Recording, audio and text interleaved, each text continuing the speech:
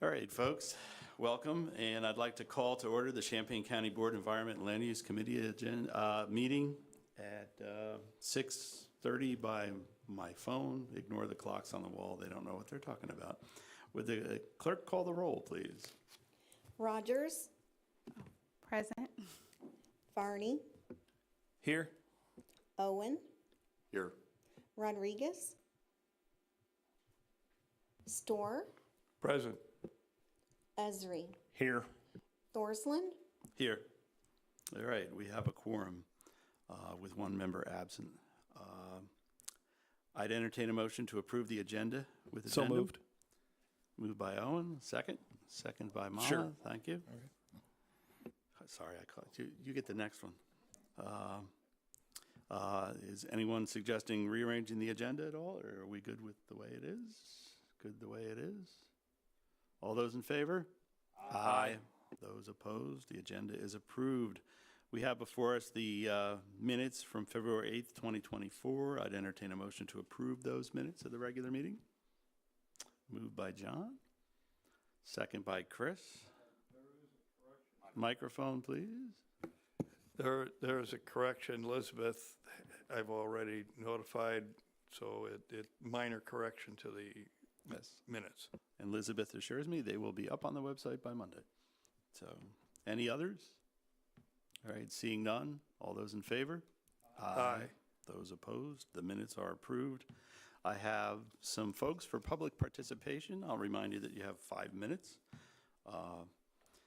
And when I call your name, you can come up to the public participation microphone and make sure this little red light is lit. You just push the little button in the middle. It's the big bar. And just leave it on. Just touch it once. And the first name I have is Joshua Johnson.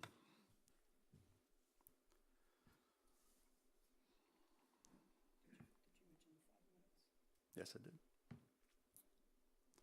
And hang on a second. We have a lovely timer that goes up on the television, but I don't see it. So, yeah, just give us 1 second there, because that helps with people keeping their thoughts together.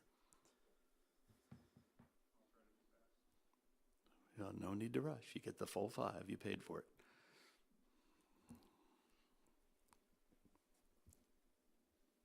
All right. All right, give us a second here while the wizards in the back room do their business.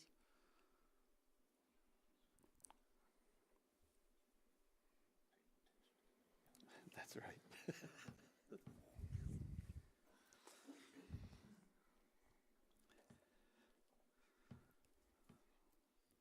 The hardest working people in the building, most of the time.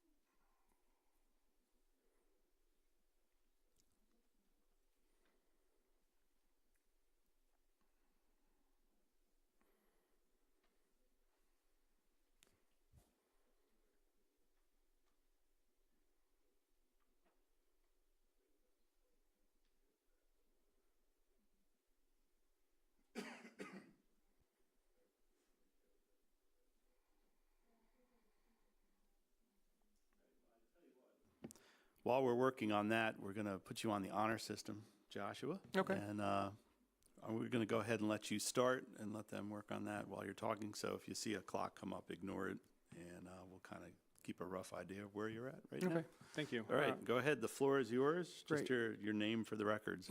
Good evening. My name is Joshua Johnson. I live in Champaign Township in Finney Acres.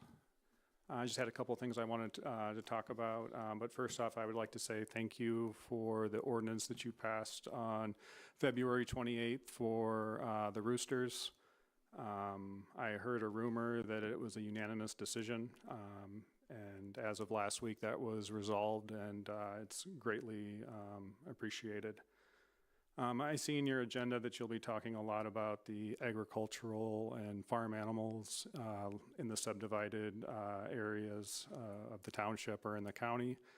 Just want to put my name in that definitely would like to see that restricted. There's really just no need for animals with agricultural purposes in third acre lots that we have, and especially also that we're so close to the city. One of the things the last thing is that I would spend my most time about is I'd like to just talk about my experiences calling METCAD for the rooster enforcement. From what I can see is I think there is some communication issues between METCAD, the sheriff, and with the county ordinance. So I emailed my board member and they asking them if there was an ordinance in place, and they said there was, start calling METCAD. So I did for about a week. I'd say in 1 week I called probably about 5 times. A lot of times METCAD was forwarding my calls to animal control. So I finally read the ordinance, and it seems like the responsibilities lie with county ordinance and with the sheriff. So when I called again on the weekend, they were trying to say, well, we can't reach anybody from animal control. I said, I'm good, send me to the sheriff. That's my understanding of the ordinance. I'm not a lawyer, so I could be incorrect.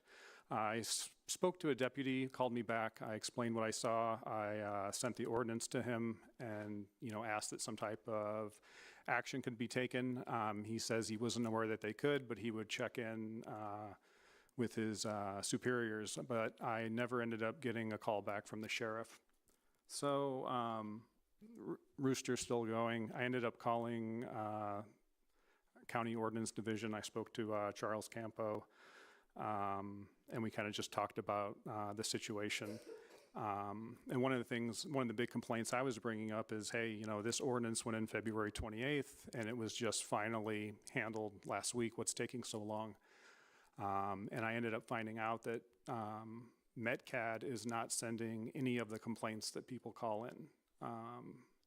So I don't know if they need to, and they weren't aware when I called them, I don't know if they need to update their script and how they deal with this, or if there's any weekly reports that they're getting. I also confirmed that the sheriff didn't contact either. So my whole thing is if you're going to have to take an action and it's on the weekends where there's nobody in the county working, if you can't follow up, there's a lot of things going on in the community. Ordinance enforcement is probably very low on the sheriff's priorities, which is understandable, but you do have to follow up, and on Monday or Tuesday, send the list of complaints in.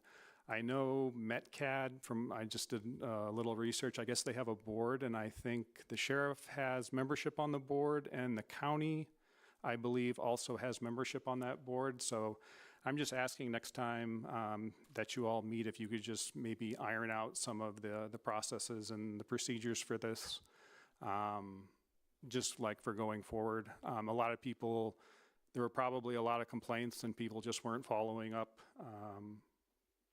with the county because they didn't know to. I think I've hit my 5 minutes, and that's all that I have, but thank you and have a good evening. All right, thank you, Joshua. I next call Norm Davis.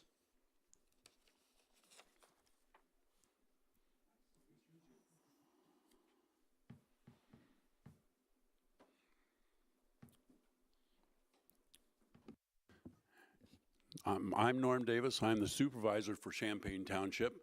As you can guess, I don't get to see everybody, and so sometimes meetings like this are really good for that. I'm here to talk about the problems that are at 2306 South Mattis. And one of the things, I've got a list here, so I'll keep it as brief as I can. Some things that you should probably be considering when changing the zoning rules on residential properties concerning livestock. One thing I found in the city code is that they have a very complete definition of all the animals that are not allowed. They do say that domesticated animals are allowed, but they don't define what a domesticated animal is.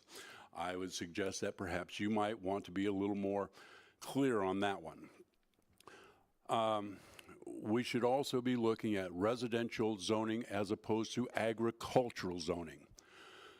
We live, a good portion of Champaign Township is residential, a good portion of it is agricultural. And if you want to have livestock, chickens, whatever, out there, then do it in an agricultural setting and not in a residential setting. And there's lots of reasons for that. And when you're looking at this and you're talking about what animals are going to be allowed to be kept, you might want to keep in mind what type of housing they are going to be in. You know, for example, chickens should be in a chicken coop with an enclosed run, especially in a residential area. Otherwise, chickens have been known to fly out of a backyard. If animals are to be allowed to be kept, one thing to consider is, what about the waste products? I mean, I'm a responsible dog owner. If I reach into my jacket pocket, I'm going to pull out a poop bag. You can't do that in this type of a situation.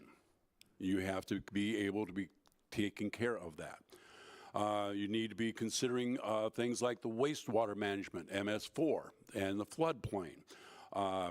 You consider the floodplain elevation, the FPE, and the overflow impact of the environment downstream. It's not just in your backyard. It moves, and I'm talking about the waste products. What kind of an effect will the keeping animals have on property values and the quality of life of your neighbors? Now, most people don't mind a few chickens. Personally, I wouldn't mind having, if they had chickens next door to me or if they had turkeys or those kind of barnyard fowl. But again, got to watch that waste management. But it's going to be up to you folks what you allow and what you don't. My suggestion is do not make this just an amendment to the nuisance ordinance. I believe that we probably need an addendum to the zoning so that it is absolutely clear what will be allowed and what will not. So, thank you very much for your time, and I appreciate all the attention you have given us so far. Thank you very much. Thank you, Norm. I next call Tony Grillo.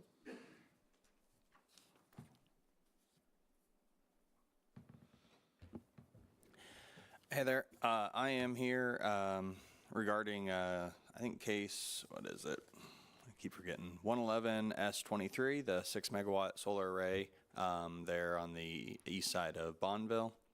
I think we've talked about this case pretty extensively throughout the rezoning process. But I'll be here when the case is called in case there's any questions specifically regarding any design aspects or questions. So that's all I got. All right, thank you, Tony. I now call our Allison Harper.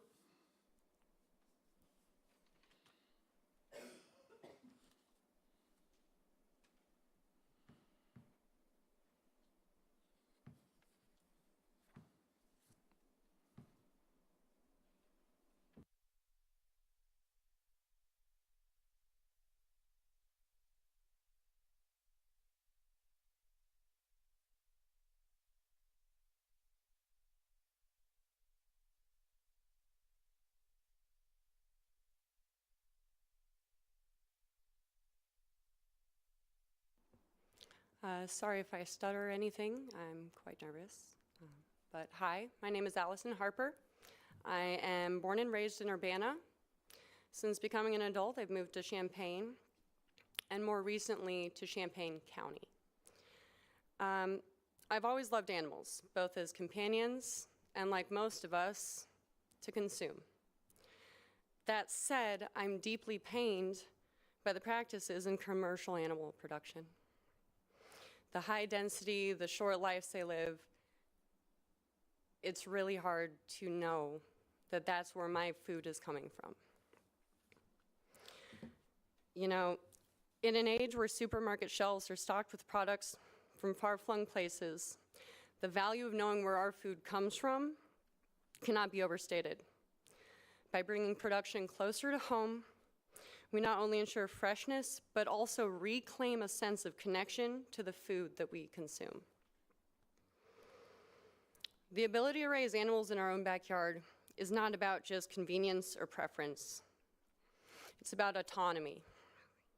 It's about being able to choose how we sustain ourselves and our families without undue interference from external forces.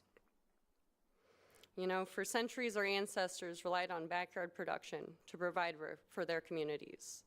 It was a cornerstone of self-sufficiency, safeguarding against uncertainty.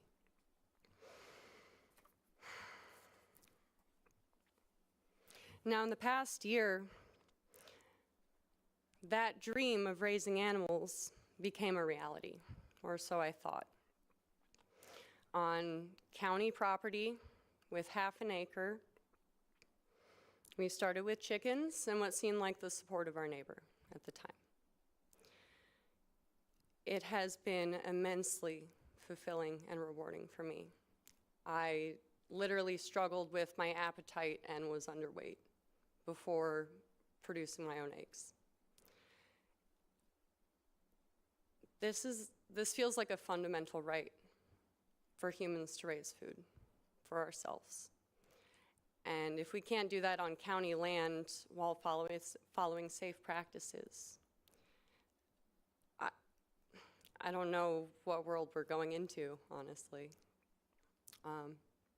There were some mention of waste and how you deal with that, and quite honestly, it's rotational agriculture. The animals are never in one spot for any length of time. Their waste moves, it degrades naturally as it was meant to. You know, if you look into silvopasture and regenerative agriculture, that's actually what makes the land healthier, rather than shoveling it up and spraying it off and turning it into chemical fertilizer. So yeah, I'm here today to defend my right because I love my animals. I do my darndest to take the best care of them with all the research I've done for my adult life up until this point. And I feel a million times healthier today than I did a year ago before I got into this. So thank you for your consideration. Thank you for your time. All right, thank you. I now call Patsy Hopper.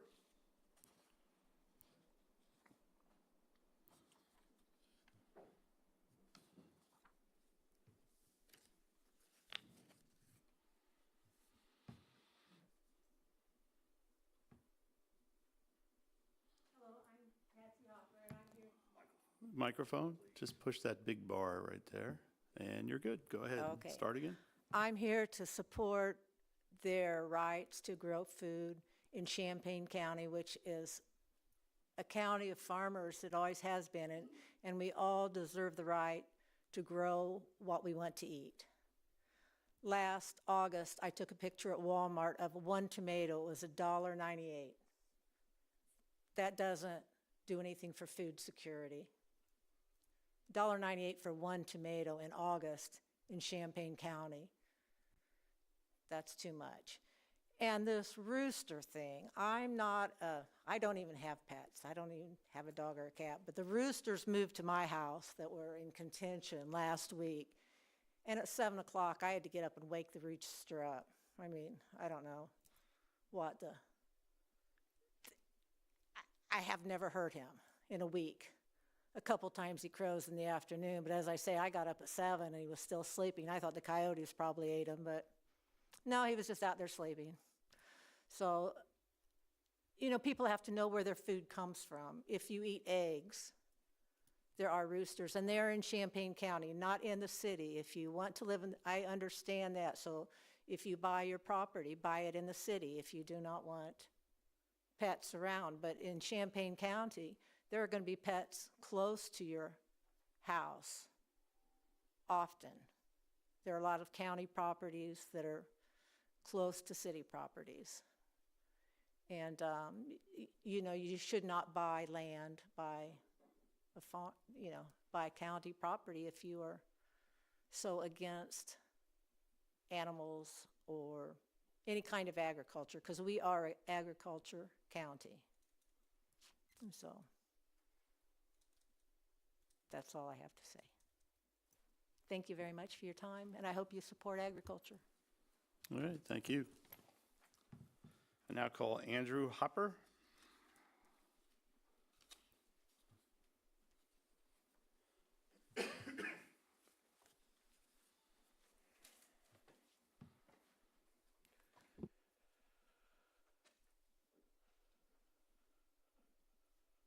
Bear with me one second, I gotta find my note.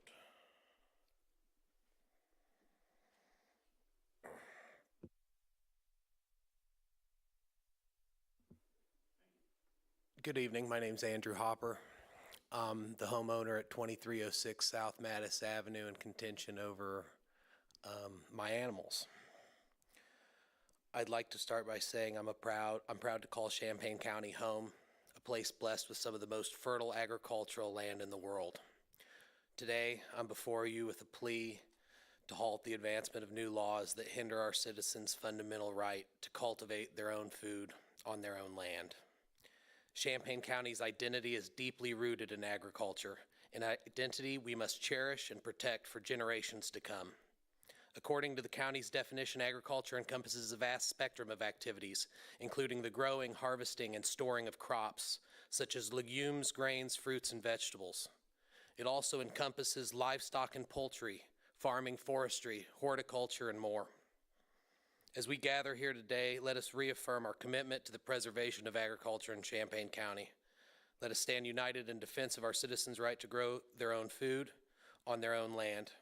Together, let's reject any measures that undermine this fundamental right and ensure that Champaign County remains a sanctuary where the soil is not just a resource, but a symbol of our freedom and self-sufficiency. I really appreciate your guys' time. And if the dirtiness of our animals is the question, how well they're taken care of or how well they're rotated, I really implore you to come meet the animals. They're quiet. I mean, you can scratch their bellies, and one day they'll be bacon. And, you know, I hope one day we can continue to grow food in Champaign County, including animals. Thanks, y'all. Thank you. All right, I now have the tag team of Matthew Volbreck and Christian Schlesinger. And thank you for putting it all on one for me.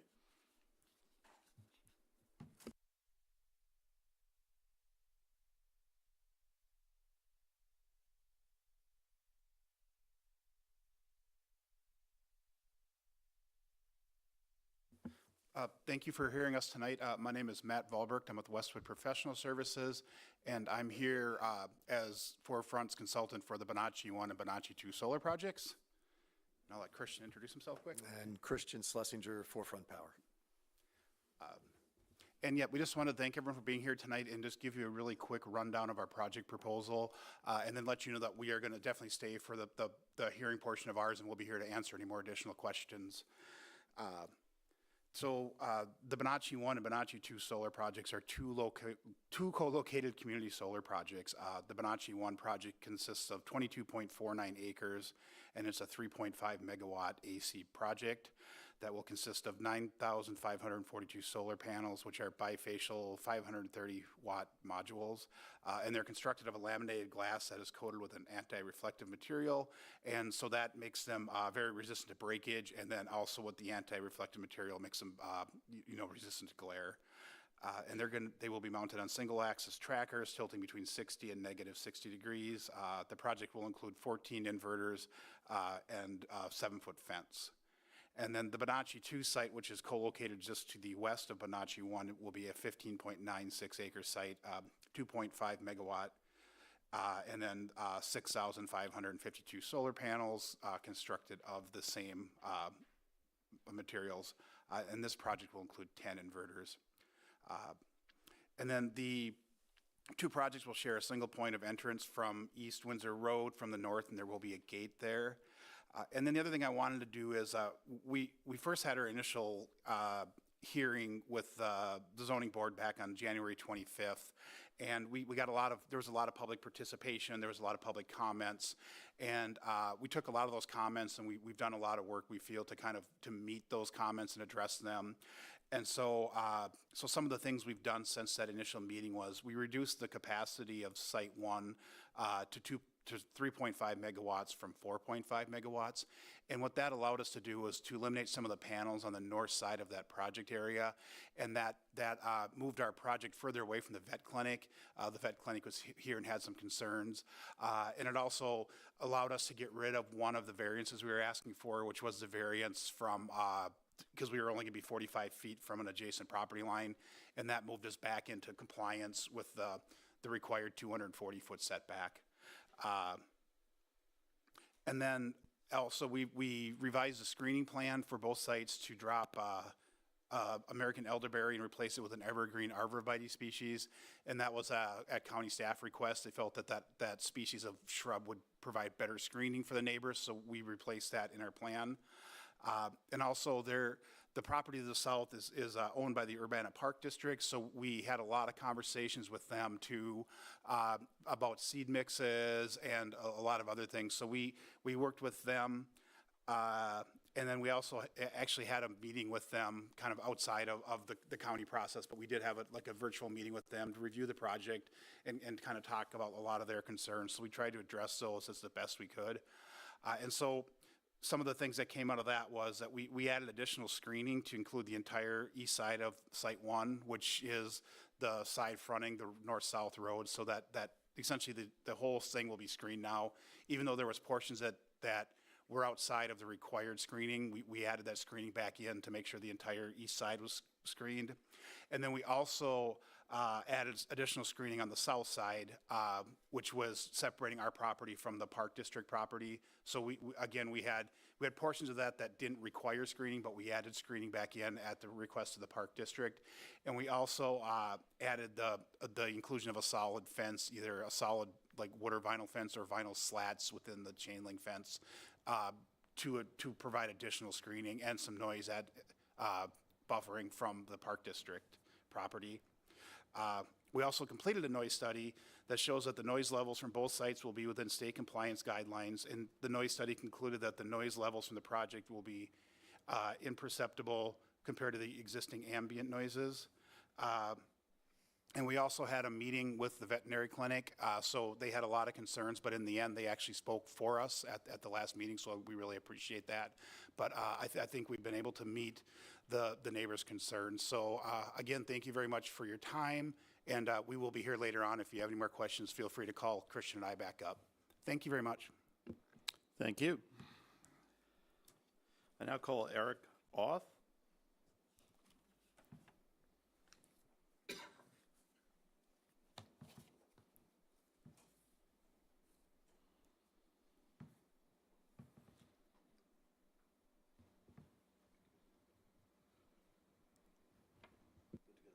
Yeah, one more time.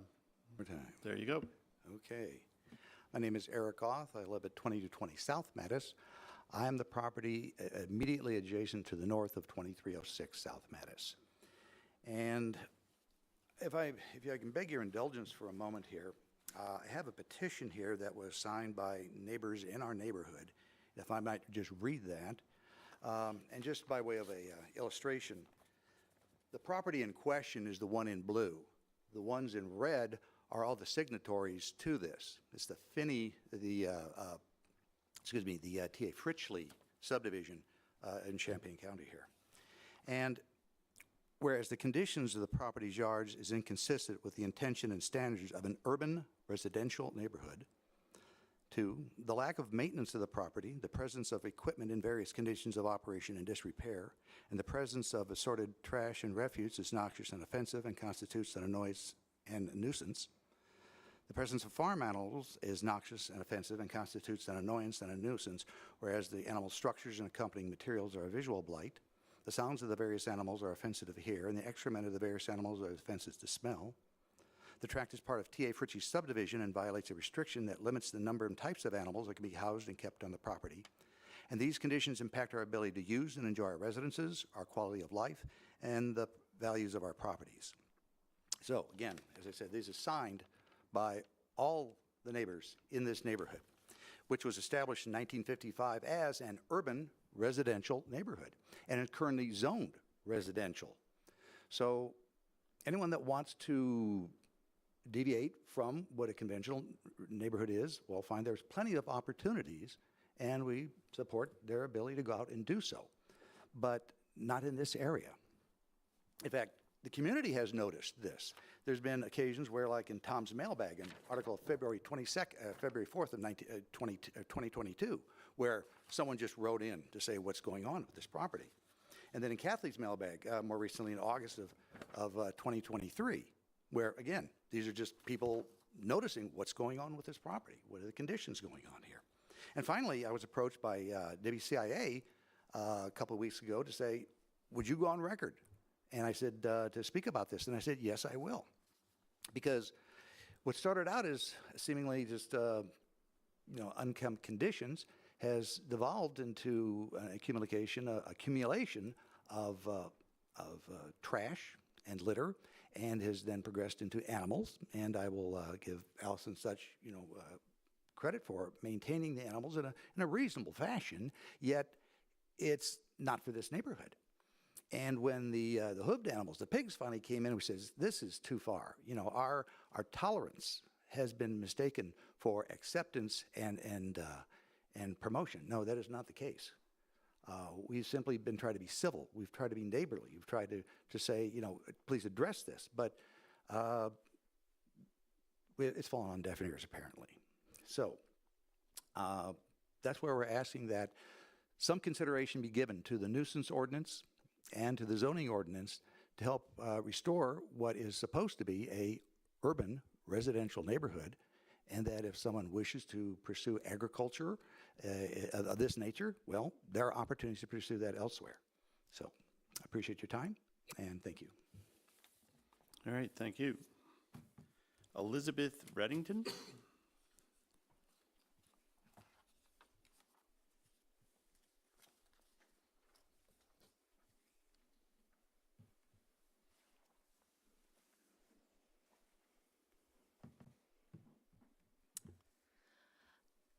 Good evening. My name is Liz Reddington. I'm here on behalf of Pivot Energy and zoning case 115-S-23 for Pivot Energy IL 38 LLC. We are here tonight to propose a community solar garden. The zoned parcel is zoned agriculture, and the project boundary will encompass roughly 26 acres. We are incorporating all the required setbacks of the county ordinance, which is 50 feet from the county road and 26 feet from all other property lines. And we're also within the 1,000 feet setback requirement for non-participating residences. We will also have a chain link or game fence installed, and we'll also have a 16-foot wide gravel access road off of the county road 0 North. The project size is 6.67 megawatts DC, 5 megawatts AC, and the estimated production is 10.59 gigawatt hours per year, which is the equivalent of 1,460 homes. This technology will not require utilities. It won't require public utilities such as sewage, waste, irrigation, potable water services, trash, or recycling services.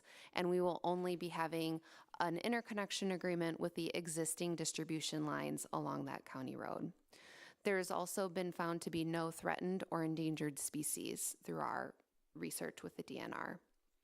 We have also proposed screening along the west, north, and east side of the property, and we'll be installing Tier 1 panels and utilizing string inverter technology throughout the array. Our racking will be single access trackers, which will track the sun from east to west and using driven pile foundations in order to install the racking. We will also be planting a native vegetation and pollinator-friendly seed mix throughout the array. And there will be significant property tax increases from the commercial solar energy use. The overall benefits to the community are quite substantial. There will be electricity savings to residences and businesses that are Ameren customers. There will be a property tax revenue increase without large public spending or utility expansion.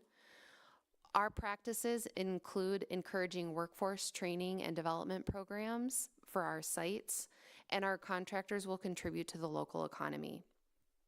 We're also preserving farmland by utilizing the native vegetation seed mix, and will be a harmonious neighbor to the area.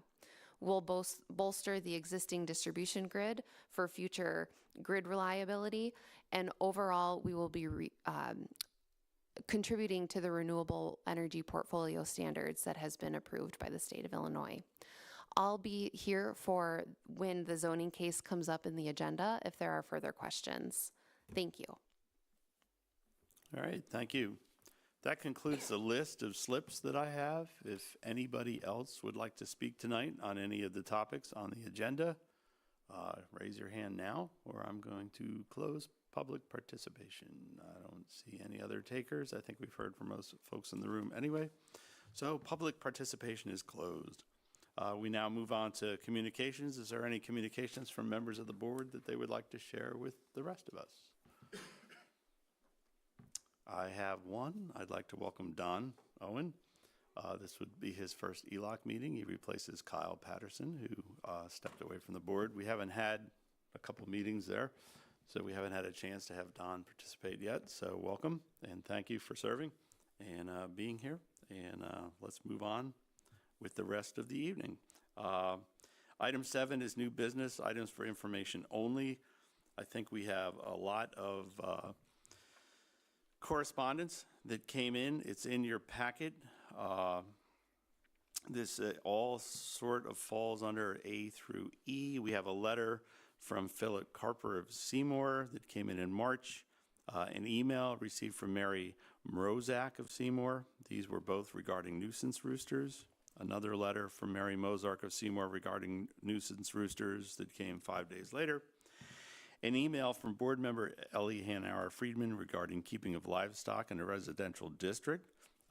This is the district that we've heard some testimony about tonight, and an email from the Champaign Township supervisor regarding the keeping of hogs in residential district dated April 15th, and we heard from that supervisor this evening. So I think what I'd like the board members to do, of course, is to read all of these if you haven't already. And if there's any sort of discussion we want to have tonight, and I think John may have a couple of things he can add to this, because John is really sort of the point person for contact when people call in. And I do have one question about the testimony we heard about METCAD and the enforcement of our recent change to the nuisance ordinance, and if you had anything that you could shed light on about that and how we communicate those things. Well, in retrospect, we didn't send any information to the sheriff's office, mainly because, well, I didn't think it was, we weren't getting complaints from all around the county. It was just the one location. We have gotten that corrected now, but the comments are appreciated. In the future, we will send notice to the sheriff, making them aware of that. And we can send the notice to METCAD too. I have to find out who to send it to. We don't coordinate a lot with METCAD, but I appreciate the suggestion to do a better job of making law enforcement aware of these additions to the nuisance ordinance. All right, thank you, John. Is there any comments from the board members, just sort of based on things that we've heard about tonight? Do you want to take more time to digest this before we think about it, we only recently, you heard the timeline, pass the current changes to the nuisance ordinance. And sort of the question before us, as you see, we're getting some contact from Seymour. That is not new. That was also talked about in the meeting where we passed the changes to the nuisance ordinance regarding people close to the home-ruled municipalities. In the end, staff is going to want direction from us about what to do about this, about the keeping of other livestock. It's an interesting board you have before us, the folks who are concerned about this. We have a farmer who farms. We have a former farmer who farmed livestock, who did it for 20 years. I have my thoughts, of course, that I will share in due time with that, but I wanted to hear from other folks first. Anybody have anything? You know, we talked about it when we passed this nuisance ordinance, whether we would want to expand it in the future if we thought that there was a need for that.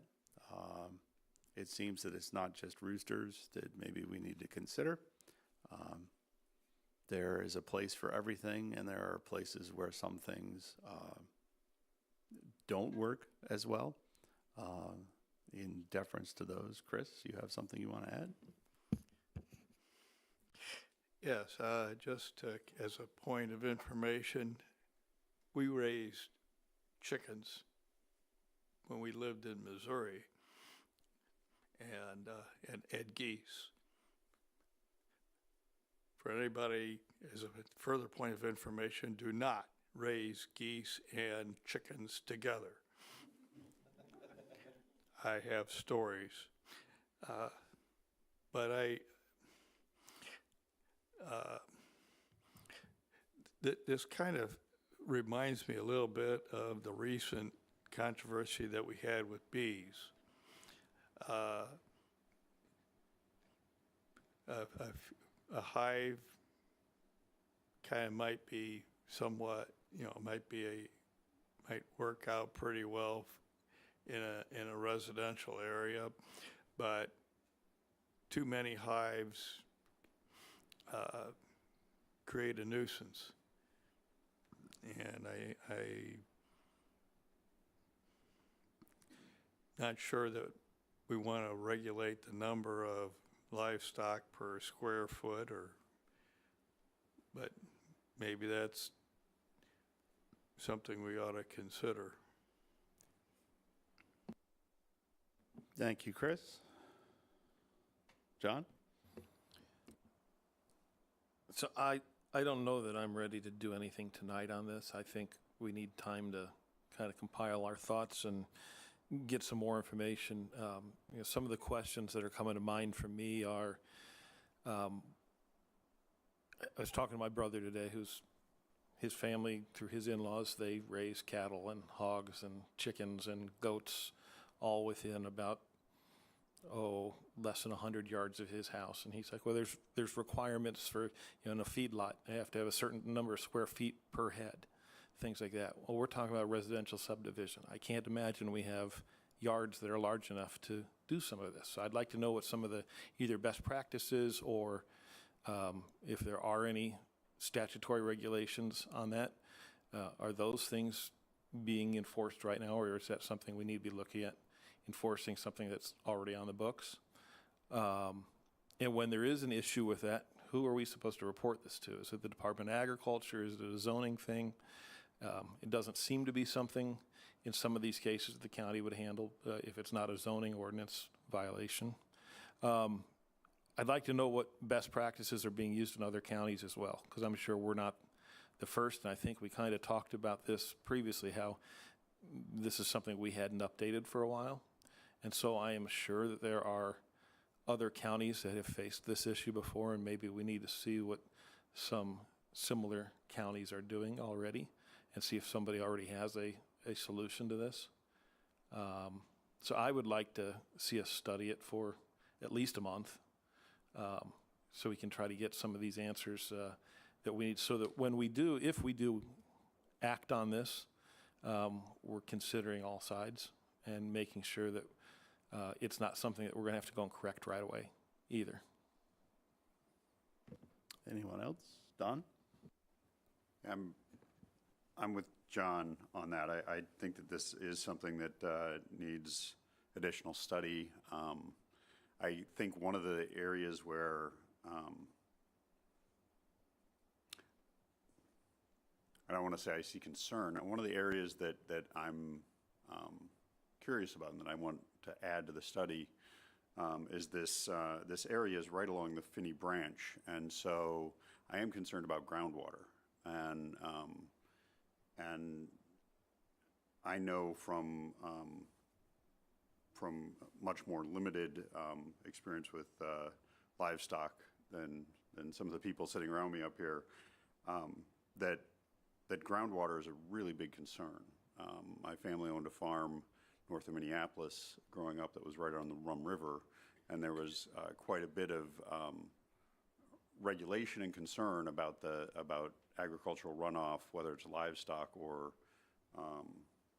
fertilizer into the Rum River, and that's something I look at the Finney Branch and I'm like, it's right there, and so I think that's something I'd like to add to our study. But like John, I think it's something that I want to have a little bit more time to study before I make any kind of statements.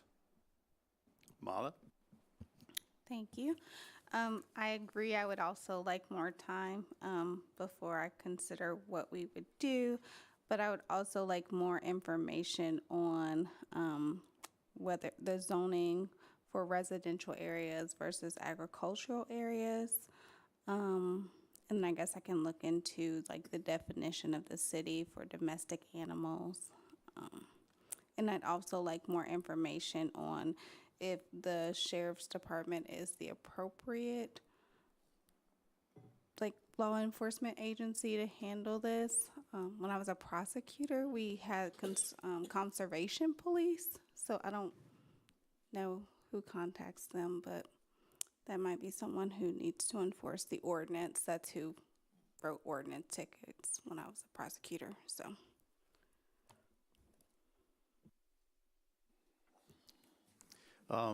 Teresa, yeah? Sure. So, forgive me for not knowing our ordinance, but right now, does it talk about the keeping of hoofed animals in residential areas? Does it address it at all? It allows livestock everywhere in our zoning districts, with the exception of roosters in residential districts within 1,000 feet of a home rule municipality. But otherwise, you can have anything you want. And that's because until a few years ago, I even didn't think we had the ability to regulate livestock. But when the bee controversy came up, I checked with the state's attorney's office. The state's attorney is of the opinion that we could have reasonable limits on keeping livestock in residential districts.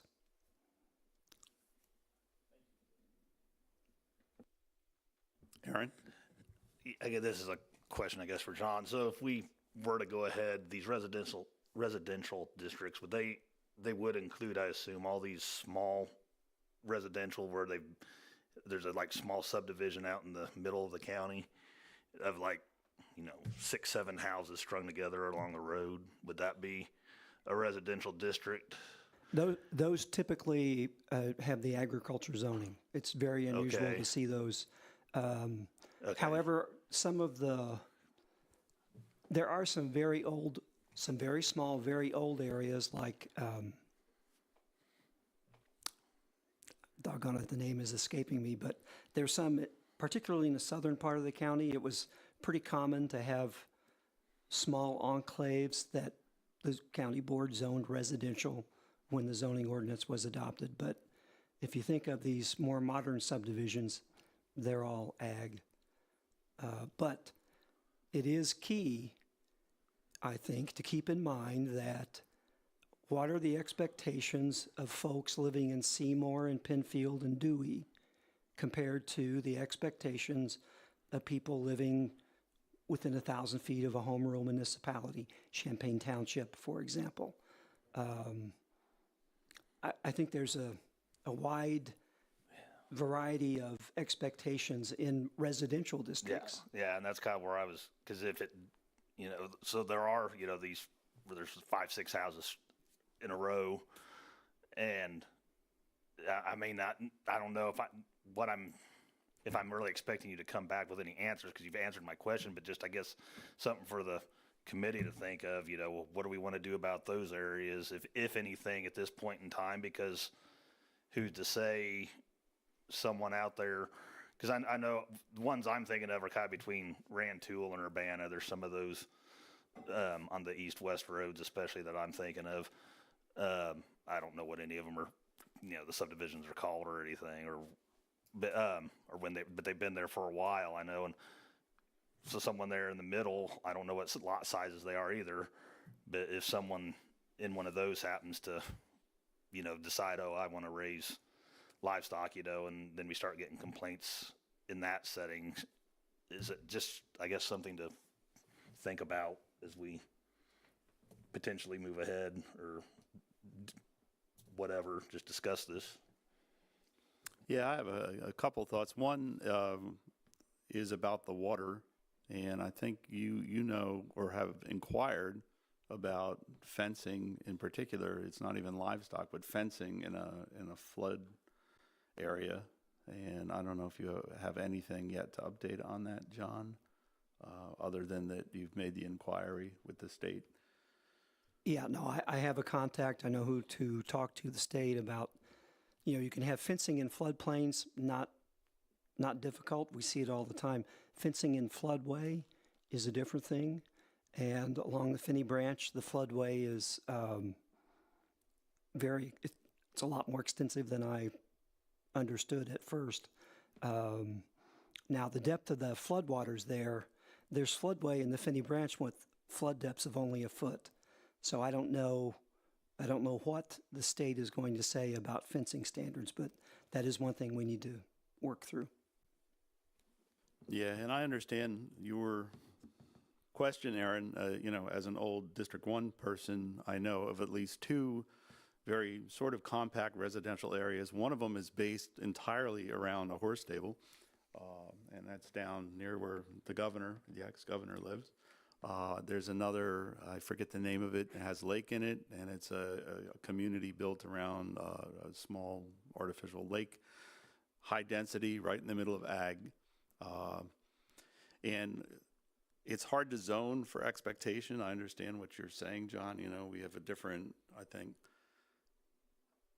as zoning board chair, how many times do you hear, I was on the zoning board for 10 years. When I moved to the country, and you fill in the blank, and they could go either way with that. You expect to do whatever you want, or I didn't understand that the person next to me was going to be combining at 4 o'clock in the morning, and that, I had to get my propane delivered. What's this?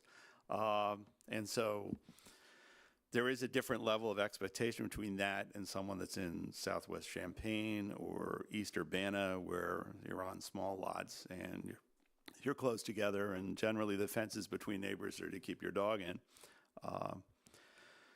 Just to, anecdotally add with Chris here, for almost 2 decades, I had chickens, goats, pigs, cows, sheep, horse, and all the chicken, turkeys, guinea fowl, geese, ducks.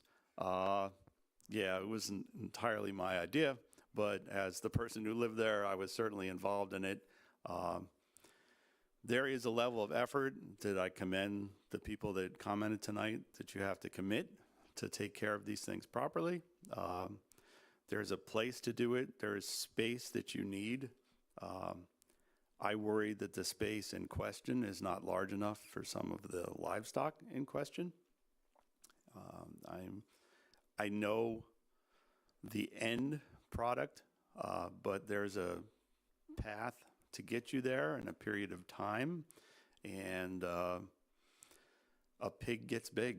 A few pigs get big, and you can rotationally move them around as much as you want, but you need a lot more space as those animals get bigger. And there's a lot of waste involved, and you can only use so much of it in your ground before you get nitrogen levels that are just astronomical, and you're right up against water, and you're right up against a flood area, which will have an effect also on your containment of those animals if the ground is soft and the water is running. So there's a lot for us to, I think, consider, and I haven't thought wholly how to approach it, but we could base it sort of on this R versus A designation, residential or agricultural. It could be space and animal. John, JJ, you're right. You know, if you have a commercial farm, you are bound by certain rules and how much space per animal you have. And I don't know if we're even meeting that in a situation like this. And I hate to burden staff with a lot of things, but we would certainly appreciate anything you can find out with staff. And I know staff is over there too. Sorry to dump things on your head, but I think I implore the members of the board to also do their own digging into this as much as you can find out, and talk to people you know who either have experienced this nearby them or have done it themselves to help. So I think that's where we're going to go with this right now. So if you expected, you know, some sort of decision tonight, we're not going to have a decision tonight. How we approach this is got a couple of different ways. John will try to come up with a way to let MetCat know and find out if there's a better path for informing people that are supposed to enforce these things. And I thank everybody who spoke about this tonight and all the comments from the board. So, Aaron? Thanks, Eric. Talking about fences and waterways or the floodplain makes me wonder where, if it's appropriate in our ordinance, something about the maintenance of streams and such. I believe Finney Branch is an active drainage district, but I know, was it last year on the Saline, we had the issue where they came in there. This was at the full board. I don't think it ever came to ELA. We heard about it at the full board, a couple meetings. The Saline branch, I believe it was, on High Cross Road, replacing the bridge, and the neighbors didn't think that the ditch commissioners needed the access, and they had the goats, I believe, and well, we need to get our work done, so they went in and just took the fence out, and the goats got free, and there was a whole big hubbub. I mean, the ditch commissioners have the right to do what they got to do, like it or not. So I'm not sure just where that would come in, but I don't know if there needs to be some kind of, if we were to do something and specifically call out floodplains, floodways, up against ditches of anything kind, that are not a roadside ditch, obviously, but something with that, usually actively flowing water, surface water, that somehow maybe there needs to be something written in there about the drainage district needing to have access. Okay, yes, you can fence maybe right up to the ditch, that's no problem, but yet the drainage district may need to get in there, and you should provide a way to fence your animals off from that section so that the drainage district can get in there and perform their maintenance work, and then maybe open the fence back up, the gate back up, and let your livestock back out into that piece. And again, something that came to mind when discussing fences and waterways. To follow up on that, I thank you for reminding me. The fence, the drainage people had to break a lock or a chain to get in, and left the fence or left a gate open, and this allowed the goats to wander. And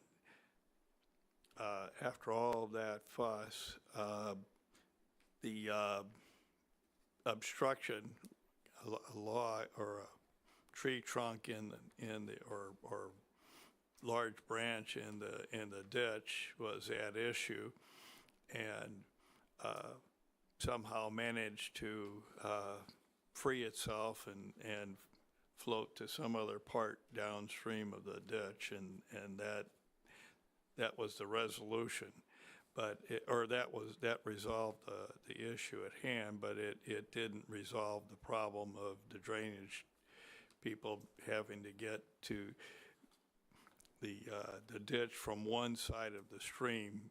It would have been inconvenient for them to use the other side of the stream, and so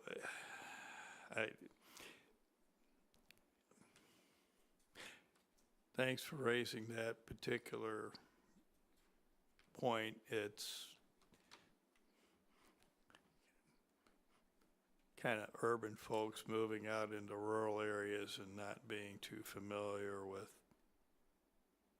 some of the practices of where they're living. All right, thank you, Chris. I think we've talked about this enough, even though it is the next agenda item after this one bit of housekeeping that we're going to do here. Let's move on to F right now, 7F, which is places still available there are places available for the residential electronic collection event at Parkland, which is Saturday, May 18th. If there's anything you want to add to that, John, except there's places still available. Yeah, places still available, and we take reservations in 15-minute increments. Sometimes it may look like there's nothing left, but that's only that particular 15-minute increment. And so if you want to come, register. If you have trouble registering, call our office. We'll help. We do have a greater number of people reserved for this May 18th event than we've had in the past 3 or 4 years. So there is continued a big interest in this, but we're not full up yet. So.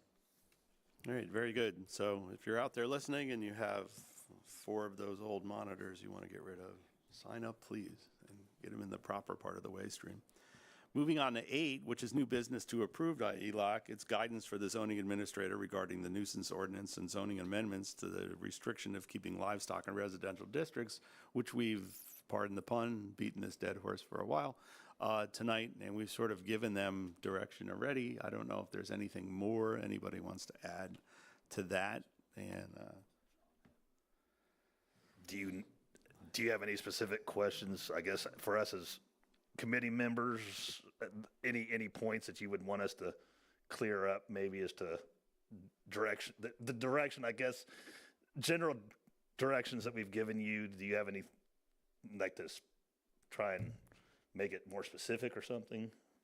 No, I think it's pretty specific, pretty wide ranging. I can't promise that we're going to have those answers next month. And then next month is June. After that is July, when we don't typically have a committee meeting. There's none scheduled. So I'm betting you won't get anything on this until August. you've been warned. All right, and I'm sure we will have excellent public participation during that. So moving on to item 9, this is new business, items to be received and placed on file by ELOC to allow a 30-day review period. Again, we won't be voting on these things tonight. There's A and B, and they're related. Zoning case 111S23. This is the request by Anthony Donato, doing business as Donato Solar in Bonneville, LLC. It is the Bonneville Solar Farm, and tied in with it is the decommissioning and site reclamation plan. Tony Grillo is here tonight if we have questions about this. We've talked about this case a lot, as Tony pointed out, and there's an excellent new map for this one that we have. And I think, John, the real updates maybe on this are dealing with the drain tile and some exclusion around the drain tile and stuff. Yeah, there's a mutual tile that cuts across the property from southwest to north. And I know it's kind of hard to see on the plan, but the array leaves an opening for maintenance of that mutual tile. There's only one mutual tile, so that's the only one they had to deal with. Yeah, and it's best to do that now, as we heard about the loose goats in the river just moments ago. You do have to have access to these things at times to deal with stuff. So, again, that case, if there's any questions from the board for Tony, Tony's here tonight. I think we've had a lot of discussion about this case, and Don maybe is the only person who hasn't been in on all those meetings, but I'm sure is up to speed on it. Appreciate Tony being here. So if we don't have any more, this is going to sit for 30 days, both of these, and they'll come back next month. And if that's all we have, then we're going to move on to item 10. We've got a lot of work to do in item 10. So starting with new business, these are items to be recommended by the county board. We have zoning case 115S23, special use permit request by Pivot Energy, Illinois 38 LLC via agent Liz Reddington, who's here tonight, with participating landowners Lewis and Donna Zitting to authorize a community PV solar farm with a total nameplate capacity of 5 megawatts. The rest of it is pointed out quite well in the agenda. And tied in with this, again, is the decommissioning and site reclamation plan for zoning case 115S23. And this is well documented also in the agenda packet tonight. It's your standard reclamation agreement. I don't think there's a lot of detail, and I believe this was unanimous at the zoning board.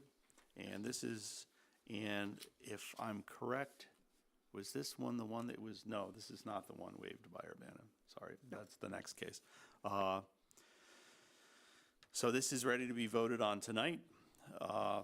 So first of all, if you want, I can have Liz come back up and just kind of sit at the microphone if there's any questions from the board for Liz about the project that she hasn't already presented to us.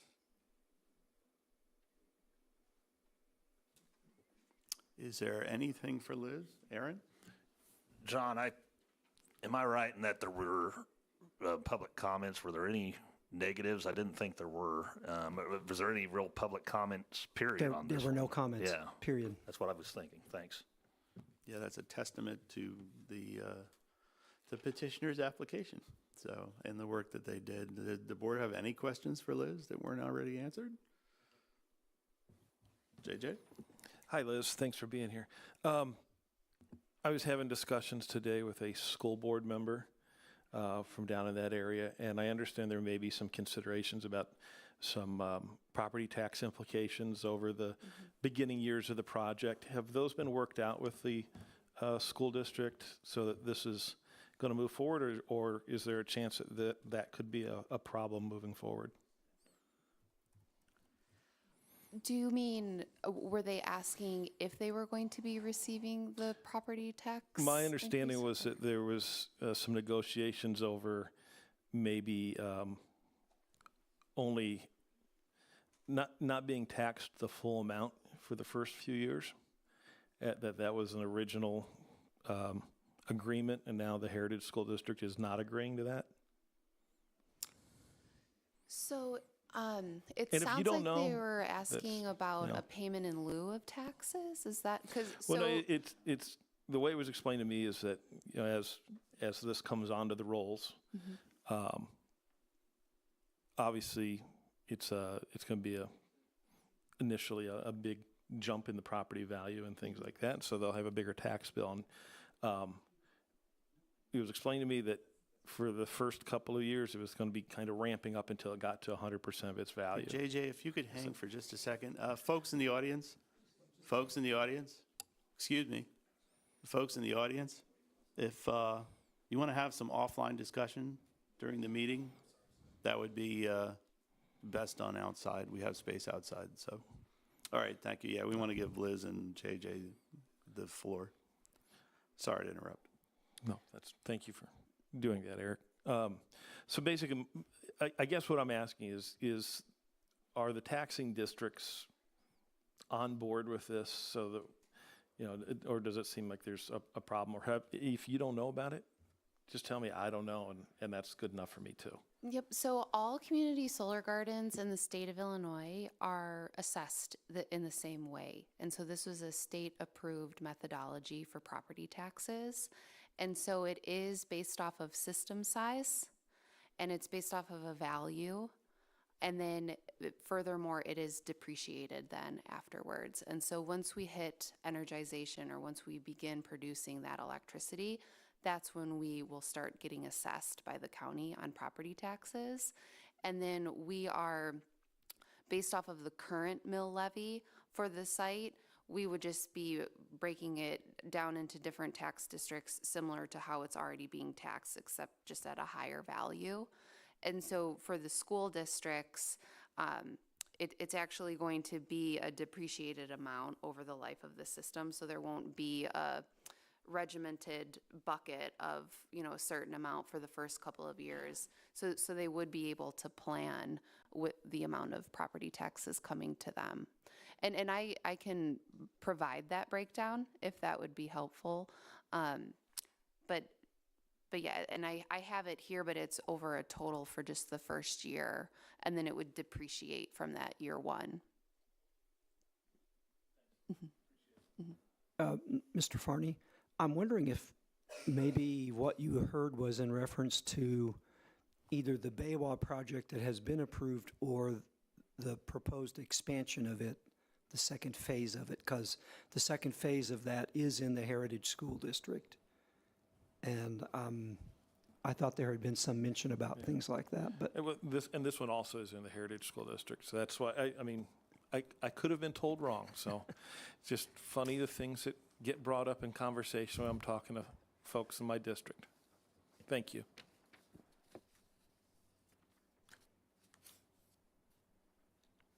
All right, any other questions for Liz? All right, thank you very much. Do you have any questions for John? And this is on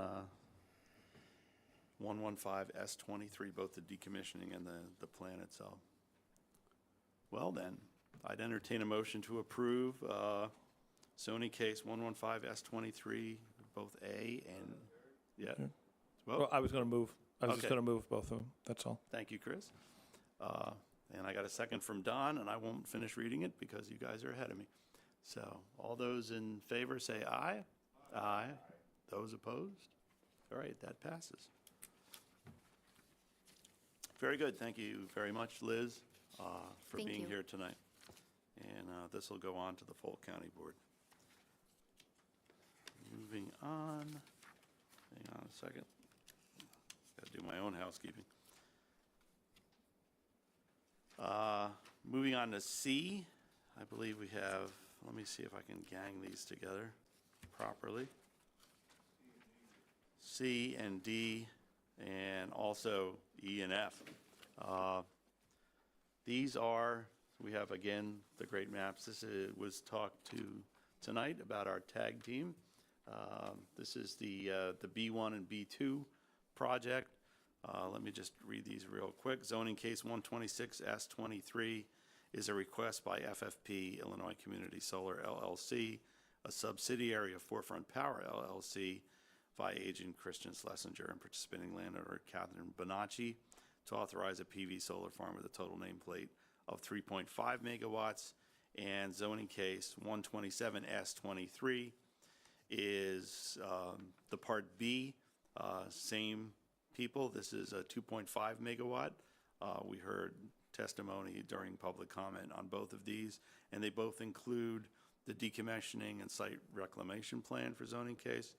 This would normally spend 30 days here at ELOC, but Urbana, which has say over this, said that was not required, and it was passed unanimously by ZBA, all four parts of this.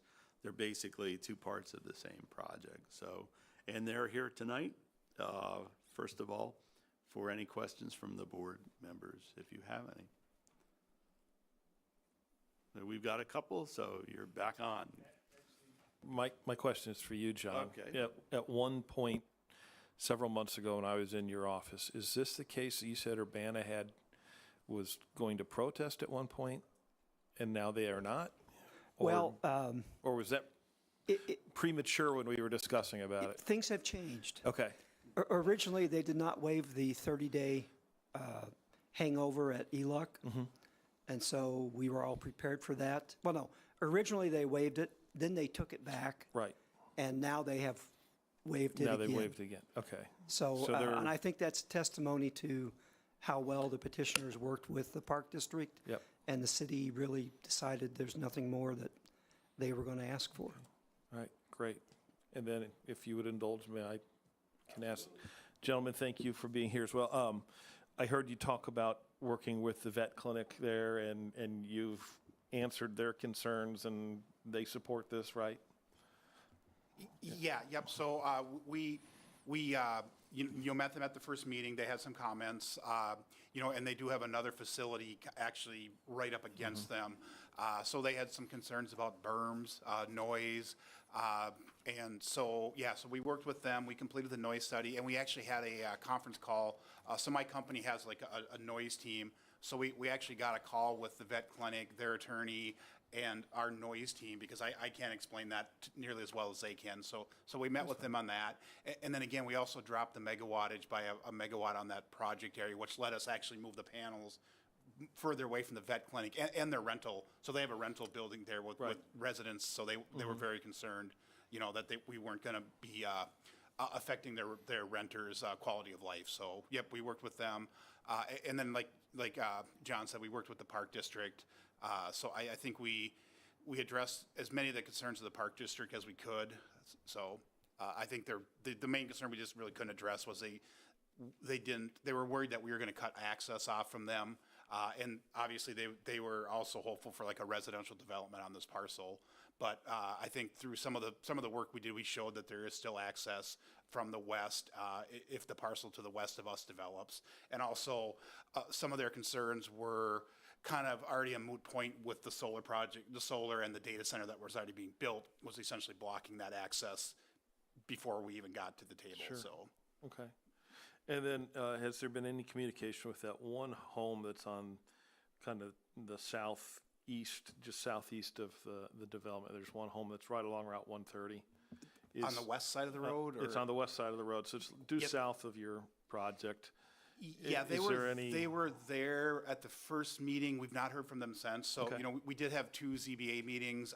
There was really no public comment at the second one, other than the vet clinic. And again, we also did increase, that home is now going to be screened by the solid fence that we changed because they're south of the park property. Okay. So. Well, I very much appreciate you working with those entities to get this so it seems like everybody's benefiting from it, so thank you.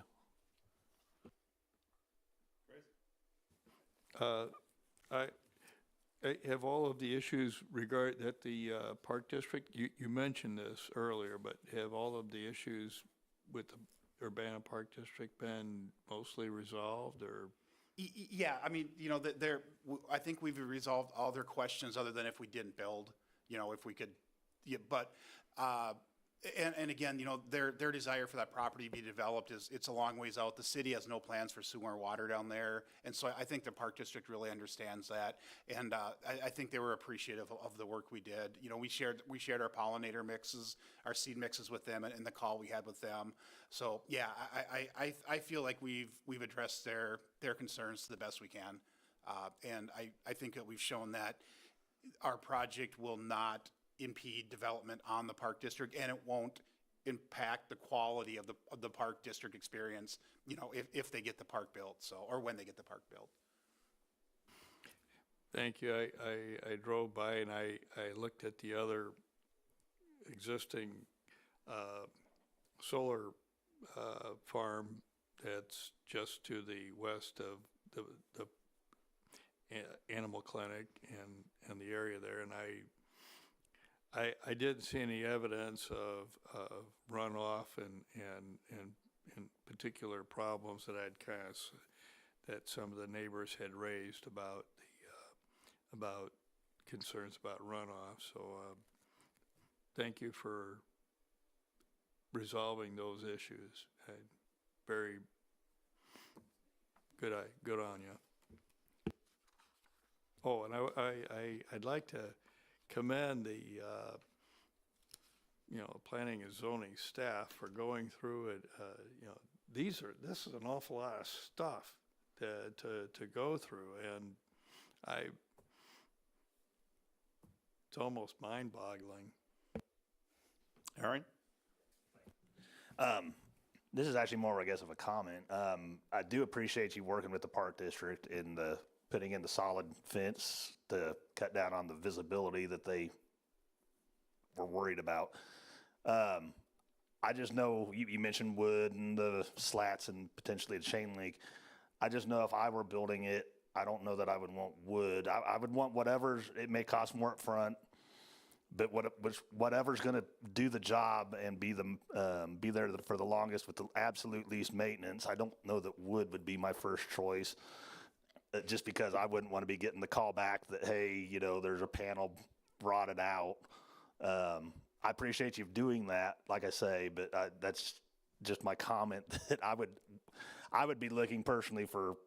Okay, it may cost more up front, but it's going to hopefully last maybe the lifetime or half the lifetime of the project, and then have to be fixed, as opposed to maybe a quarter of the lifetime, and then have to start getting fixed. That's just, like I say, a comment.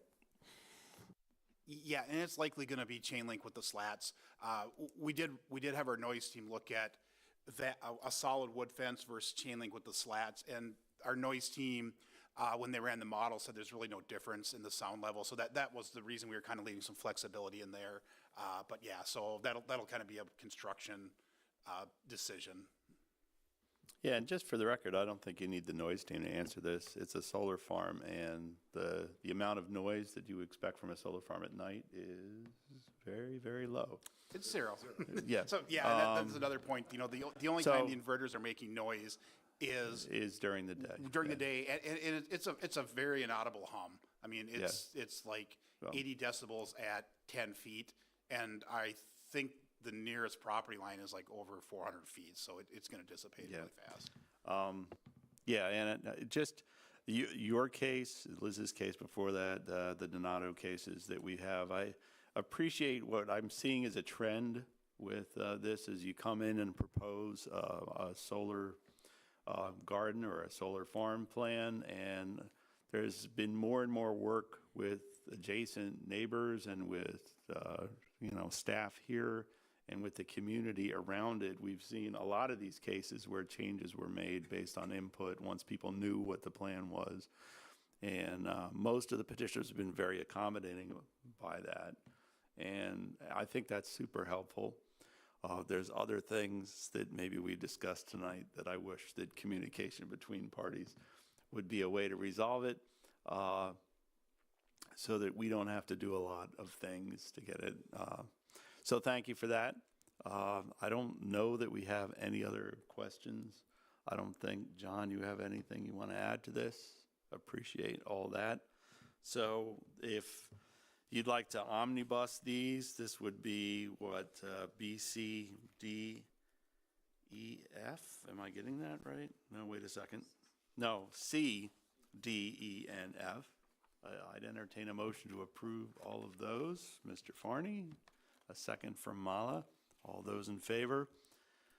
Aye. Those opposed? All right, we have all of that done, and we will move those on to the full county board as well. So thank you, gentlemen, for coming tonight, and I hope that the meeting was as fruitful and entertaining as you hoped it would be. Thank you for your time. Thank you. Donald, I have to ask, where did you grow up? I grew up in Princeton, Minnesota. Me or Aaron? I grew up in Minneapolis. Okay. The farm was in Cambridge. Okay, yep. Very familiar with the area, so I just had to ask. Yeah. So, yeah, I'm very familiar with Princeton, too. John, excuse me, would we be placed on the May 23rd county board meeting? I'm without my calendar. I believe that's correct.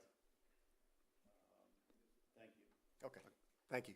I'm looking for my phone. Yeah, All right, item 10G is the annual facility inspection report for the period of 4/1/23 to 3/31/24 for Champaign County's National Pollutant Discharge Elimination System, or NPDES, and the Municipal Separate Storm Sewer Systems, or the MS4s, Stormwater Discharge. I'm giggling because we do this a lot, with the Illinois Environmental Protection Agency, or the IEPA. John, anything you want to add to this?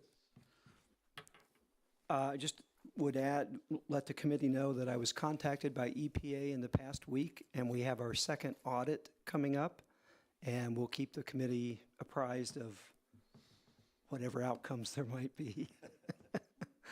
But anyhow, we're continuing to move on. All right, any questions for John from the board? Aaron? Just thank John and his staff for getting this all put together. I know it's not necessarily the most fun thing to work on, and it does take some time. And if it's appropriate, I'd go ahead and move to approve this and forward it to the full county board. A second from Dr. Storr. I thank you for that. All those in favor? Aye. Those opposed? All right. Monthly reports, November of 2023. Anything to elaborate on there, John, or they look pretty straightforward? Yeah, no, it was a busy month, and I've managed to get behind on monthly reports here recently. We'll try to catch the committee up